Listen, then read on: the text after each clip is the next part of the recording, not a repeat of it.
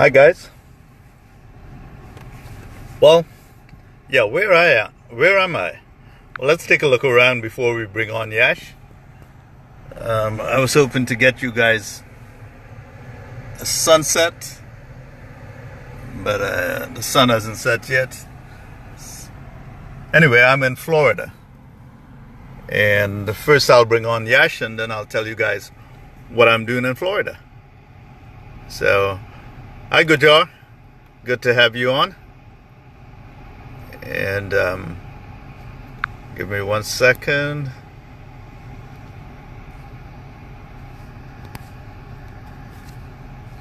Just waiting to bring on Yash. Today we're going to talk about a few things, including what I'm doing in Florida. And also we're going to talk about the test championship. When and what will it look like. And let's try to get on.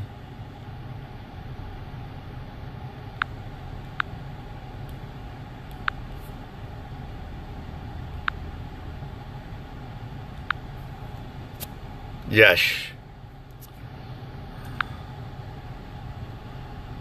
Hi, Adwinder. There's Yash. All right.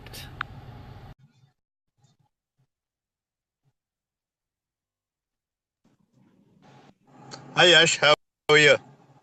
Good, Lloyd. How are you? Welcome to Florida. Well, it's been a long drive. I drove yesterday and today. Wow. I spent the night at a hotel, and so I'm about 45 minutes from the hotel. So I stopped to do the show and to tell you guys what I'm doing in Florida. So give me 1 second, and I'll invite some more people on.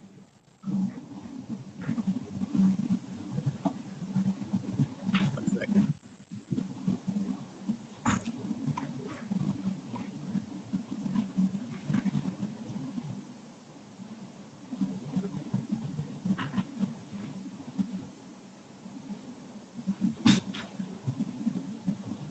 All right.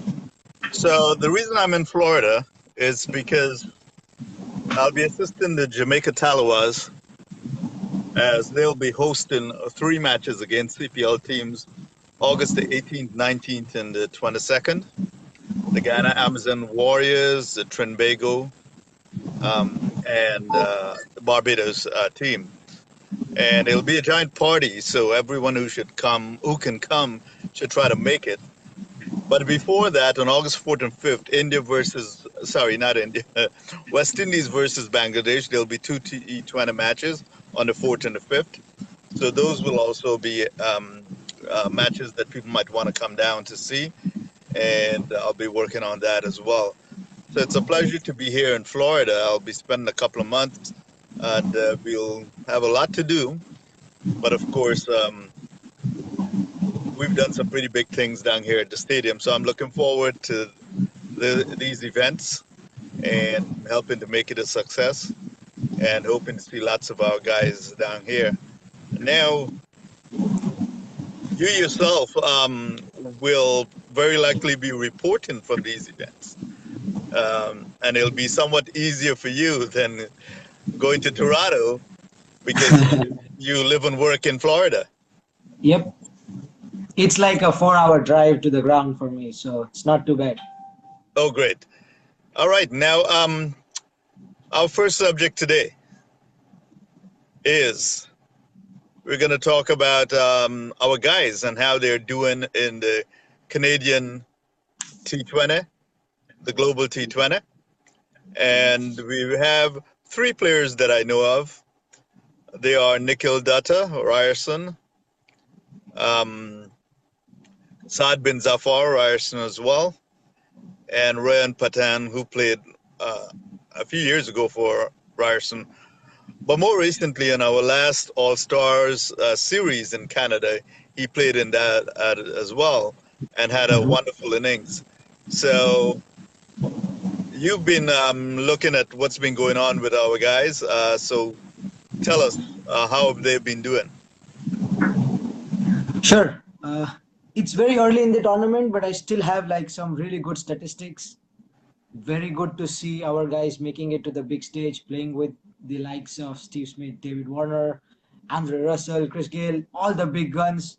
I'll start with Nikhil Datta. His statistics are the most prominent. He's played only a couple of games, but definitely made an impact. He plays for Toronto Nationals. So in their first game, he bowled with the new ball with all the fielding restrictions, and he had Chris Gale and Evan Lewis opening against him. That's like a task cut out just when you hear it. Forget going and bowling to those guys. There was a game where there were 458 runs scored with only 8 wickets down, considering both the innings. So that's like 11.64 runs per over. But what Nikhil Dadda did was 4 overs, 26 runs, and 2 wickets. So he got 25% of the wickets in the game, and his economy rate was 6.5 only. And he opened the bowling to Chris Gale and Evan Lewis, and also got Gale out and exposed his off-spin weakness that we all know about. There was something very pleasing to watch. The amount of confidence that is in him and the way he went and delivered on that day was really, really nice to see. Yeah, that was a fantastic spell. Like you said, it was during the power play, and he opened the bowling, and it was tremendous. And but Nikhil has shown his mettle in the Caribbean Premier League as well, and he also played in the Bangladesh Premier League. So he has managed to carve out a professional career for himself, and we continue to wish him all the best. Okay, next. The next was Saad bin Zafar. He played against Nikhil Datta in the same game, and he came out with figures of 2 overs, 25 runs, and one wicket. Economy rate slightly high because, as you saw the game itself had like an economy rate of 11.6. But he got the dangerous Johnston Charles out. He opened the innings and he was almost taking the game away single-handedly. So he got the crucial wicket at the right time, but unfortunately it didn't work out eventually for his team. But he did really well in that over to get the wicket. Yeah, Saad. The thing about Saad is that Saad is also a pretty good batsman, and so we can expect if he gets the chance to bat, that he might do something with the bat as well. Go ahead. And the third was Ryan Pathan. He played 2 games for Montreal Tigers. The first game, he looked really sublime. He scored 20 runs of 12 balls. He had 4 boundaries, really crisp boundaries. But unfortunately, he was run out to an excellent piece of fielding by David Warner. He was out just by a few inches, but it was a direct hit. And as we know in cricket, direct hits and usually go against the batsman. So that was hard luck. And that was a time he came at number 7 and his team was chasing 205 in 20 overs. So he had his task cut out. So he went out for the kill, played well until he was run out. In the second game, again, he came at number 7. So he scored 11 of 7 balls. Still very good strike rate, but not enough balls to show what he can do with the bat. But definitely looks promising. And maybe he gets to bat a bit higher than a couple of guys not performing in the top 5. Yeah, he's a very hard hitter of the ball and strikes it well. He's a pretty big guy. He bowls fast as well. He's at least 6'2" and really strikes the ball really well. That last innings he played for the All Stars in Canada I think it was 36. He hit it really quickly, and it was a decisive innings. So no surprise that Ryan Pathan is doing well as well. And these guys, of course, one thing about them performing in their initial innings is that it shows that they have, well, we know they have the ability, but this is further evidence that they have the ability to play with international cricketers, even if, obviously they're not at that level. But nevertheless, their skill, their talent is enough that they can, do okay and even do well in these games. Nitish Kumar is not an American college cricket player, but he is a very young player who ended up captain in Canada. So it was great to see him score 55. Very, very young. I don't recall what his age is now, but he started playing for Canada 24. when he was in his teens. Pardon? He's 24. I think he was born in 94 in Scarborough. Time flies. I remember when he made his debut. But anyway, yeah, he's a young lad, so it's good to see him doing well as well. So for now, I guess that's it for our players that are in the Canadian Global T20. But it's good to see them getting the opportunity to play, and that's one of the things about having a professional level kind of tournament like this. It'll, give cricketers a chance to play on a professional level and with professional cricketers, so you can really elevate your ability and your talent. True. Now, a subject that we kind of were leading up to, because we've talked about context for ODIs, context for test matches, and so on. Here it is. Today we're going to talk a bit about a test championship. They originally the ICC, I think they had said they were going to have one, and then they delayed it. What's the year it's going to start now? It was supposed to start 2013, but that's the one you said got cancelled. So now it's going to start in July of 2019. So the Ashes in 2019 will kick off the tournament and will go on till I think June of 2021. That's the schedule. It's a 2-year cycle over which there will be multiple series played by 9 different teams. And they have 3 home and 3 away games for each team. And eventually the top two teams with maximum points get to play the final, and then the winner will be decided. Okay, well, I like that it's a 2-year cycle because you don't want the cycle to be too long. Now, when they're going to play the finals, what is that? Is it one game or a series or what? So that's not finalized yet, but they said it's going to be around mid-June. That's what's come out of it. And for now, it seems like one game, which I don't really know what will happen, because they said if it turns out into a dead rubber, then it eventually the team which had maximum number of points in the league, like during the league stages, will win. Well, you see, that's one thing that I think is necessary, like our home and away season, is necessary for a test championship to make every match matter within the series even. So even if, let's say, a 3-match series, one team goes away with 2 wins, there's still an incentive for the third match, for the losing team, to try to win that third match, not only to save face, but to get points towards the championship. So it's good that that's a factor. Now, what do you think about the format? Do you think that they could have done something different, or are you pleased with So that?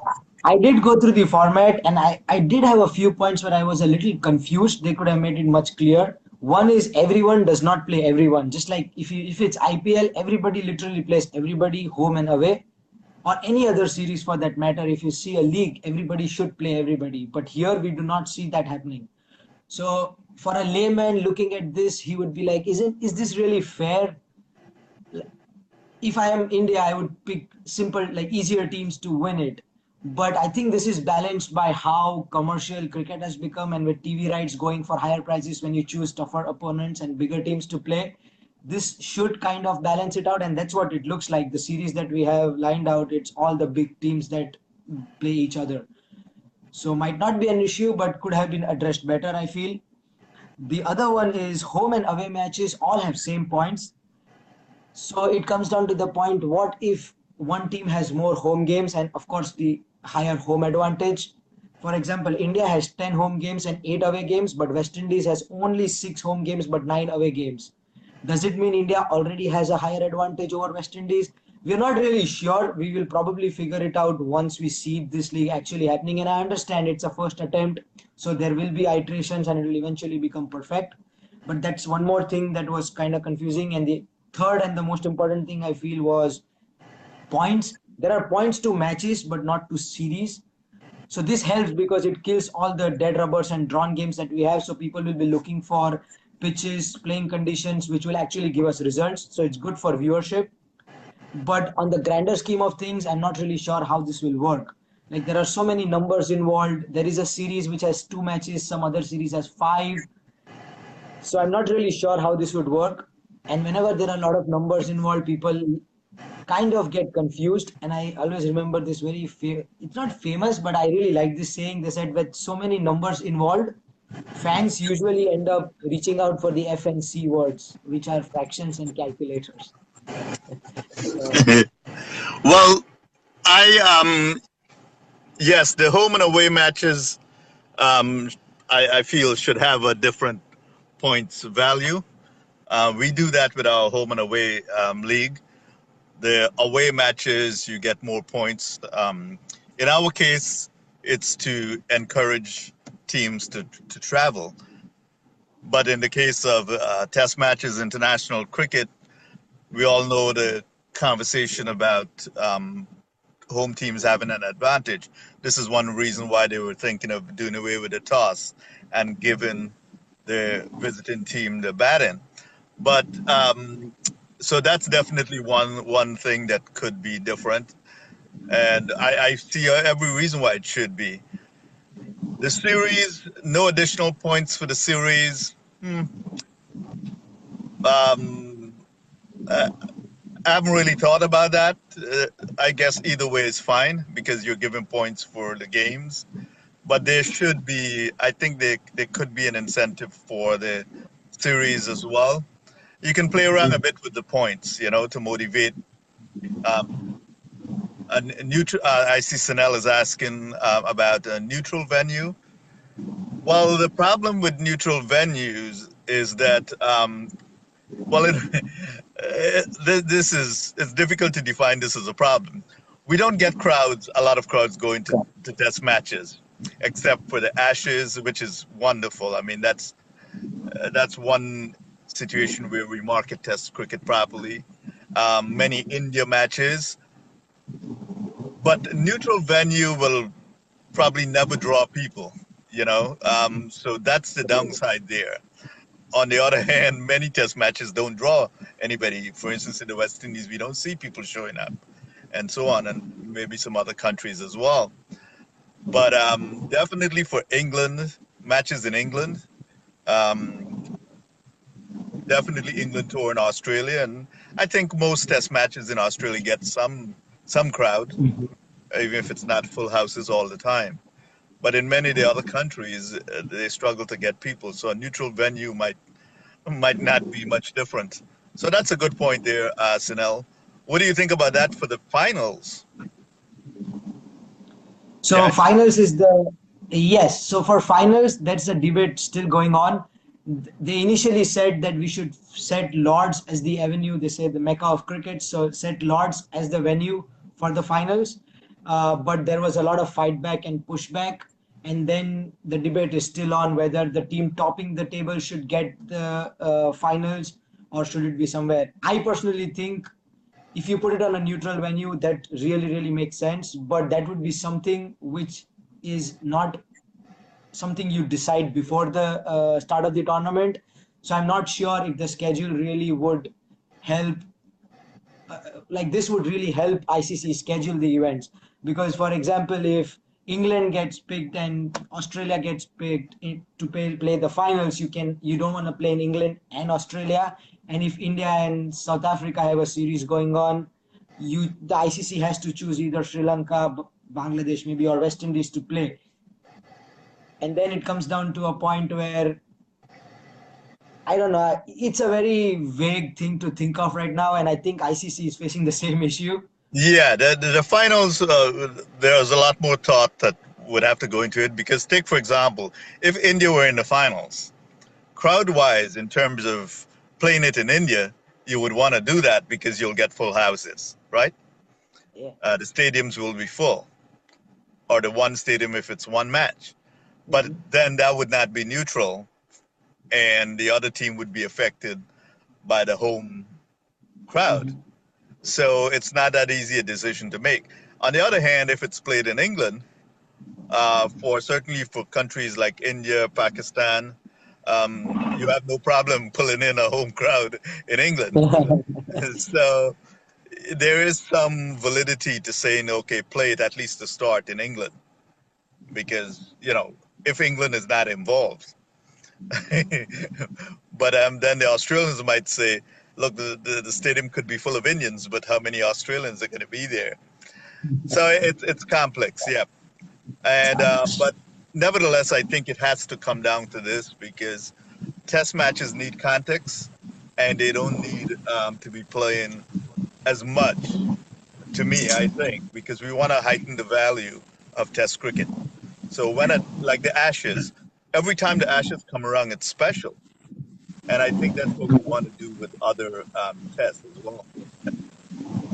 Totally agreed. Like ICC did a hell of a job. It was a monumental task to make 12 nations actually agree to having a tournament with context. We always spoke about meaningful test match cricket. I think finally we are moving in the game is finally moving in the positive direction. Yeah, and then the next step is to market it. Get it out there Mhm. that this all leads to a championship, so people can pay some more attention than they have been accustomed to when there's been no context. You turn around and a country was touring the West Indies, and then next thing you know, West Indies was touring that country, but you didn't know what the context was. Mhm. So we can always come back to that when we think through some more as to how we can suggest that final game or even a series should happen. But it's more likely to be a game. But then, do you want to make it absolute that there should be a result, or do you defer to the points in the league table? So these are things we can think through further. Now, India and Ireland. Yep. So India started the tour of England with a series with a T20 series in Ireland.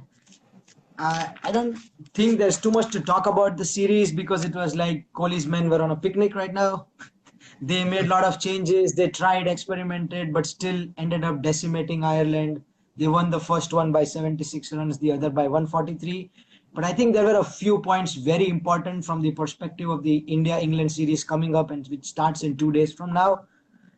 First big positive for India was KL Rahul. Everybody knows he is in red hot form looking at his IPL, but the way he played, be it a short ball, slower one, spinners, his form has just made a case for him so strong that Kohli has his job cut out. There is just no way he can not play Rahul on current form there, unless he has some very concrete reason that none of us out here know about. And the other big thing was Suresh Raina. He clicked, scored a quick 65. Why Suresh Raina becomes important is because of the balance in the side. India right now have five bowlers, where the fifth one is Hardik Pandya, and he does not have anybody in the top six who can really bowl. So if you add Raina to the scheme of things, you can always get 1 or 2 overs out of him, and it gives you that depth in T20 because it's bound to happen in T20s, especially in England. We see the pitches are belters, the grounds are small. It's going to be a carnage for bowlers. Having an additional bowler always helps. So All this right. puts again Karthik on the spot, but that's what we found from this series. Okay. We're running out of time, but Sunil mentioned something else, that there were a fair number of injuries for the Indian team, and Yeah. possibly caused by them playing soccer. Yes, you're right. So there were two injuries, big ones. Jasprit Bumrah is out of the T20 series because he injured his thumb while during the T20 game. So that's a very sad news because he was one of their prime bowlers for T20 cricket. He gets replaced by Deepak Chahar, who did amazing in the recent series where he was playing for India A in England. He topped the bowling charts actually, but I don't think he'll make the cut.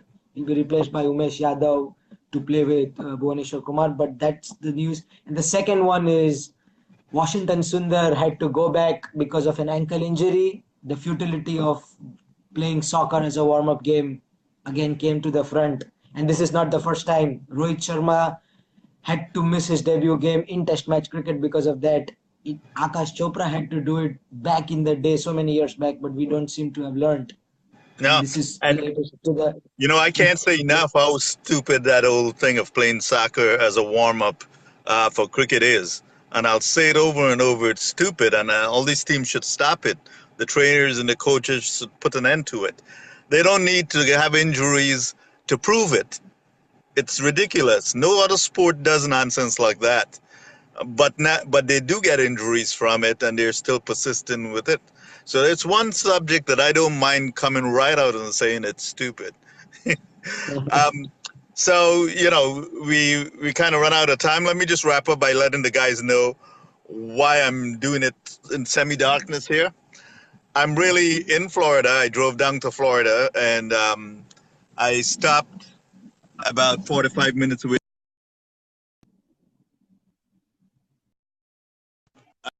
I stopped 45 minutes away from my hotel so I could do the show. And then I'm down here to assist the Jamaica Talawas with their matches that are going to happen in August 18, 19, and 20. And of course, Bangladesh will be playing the West Indies August 4th and 5th. So I'll be assisting with that as well. So it'll be a wonderful time to be down here. I always enjoy down here, but doing cricket as well is a wonderful thing. So I hope to see a lot of you guys, and I'll give you guys more information as the days go along. So thanks, Yash, and I'll see you on Thursday. Hopefully, I'll be doing it from either the stadium or the beach, one of the two. Sounds good. All right, take care. All right. Bye. See you. Yeah. Take care.